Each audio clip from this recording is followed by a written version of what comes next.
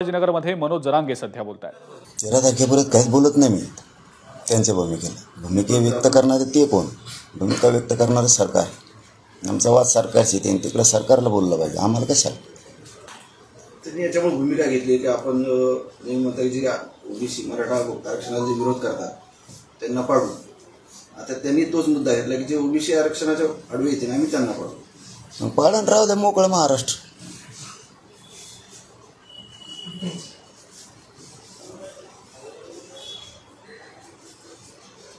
भाजपचे नेते आहेत आमदार बबनराव लोणीकर ते असं म्हटले आज परभणीमध्ये की 40 वर्ष मराठा मुख्यमंत्री होते, 40 वर्ष राज्याचे, परंतु आरक्षण दिलं नाही. पण आमच्या सरकारने मराठा समाजाला आरक्षण दिलं. 10% विषय होता दिलं ना. तेव्हा 2-2.5 करोड लोक पोरं नाही लागली की नोकरीला 15 दिवसात. काय बघू आता, मला 13 तारखेपर्यंत थांबाच. आम्ही बी चाललंय आमचं कोण कोण काय बोलतोय काय नाही.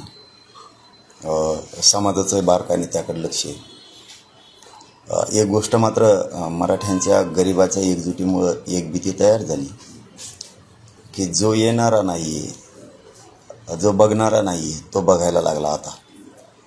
आणि ह्या 8 दिवसात तर सगळ्या पक्षाच्या आमदारांनी अशी भूमिका घेतली, म्हणजे ती एक प्रकारची चांगलीसुद्धा आहे की माझे आमदार असो किंवा आजी आमदार असो, खासदार असो किंवा माजी खासदार असो, सगळेजण पत्र घेऊन यायले आहेत पाठिंब्याचे. मग तो टेबल वाजणार असो किंवा नसो, प्रत्येकजण यायला आहे. याच्यातसुद्धा एक मराठा समाजाला चांगला संदेश चालला आहे. आणि मराठा समाज मात्र बघतोय कोणचा आमदार येत नाही आहे, कोणचा माजी आमदार येत नाही आहे, कोण खासदार येत नाही आहे किंवा माझे खासदार कोण नाही, पत्र घेऊन कोण येत नाही आणि कोण जायला लागले हे मात्र मराठा समाज बघायला लागला. ती एक एकजुटीची धास्ती किंवा एकजुटीची गरज आहे, गरज शब्द म्हणूयात, गरज आहे, हे सिद्ध झालं आता. तुम्ही नेहमीच्या आरक्षणाबाबतीत जे मराठा समाजाला आरक्षणाची मागणी करता त्यामुळे एकनाथ शिंदेवर तुम्ही विश्वास दाखवला. कॅबिनेट होणार आहे, त्यामध्ये या सगळ्या सर्व चर्चा होणार आहे, तुम्हाला विश्वास आहे हा निर्णय होईल?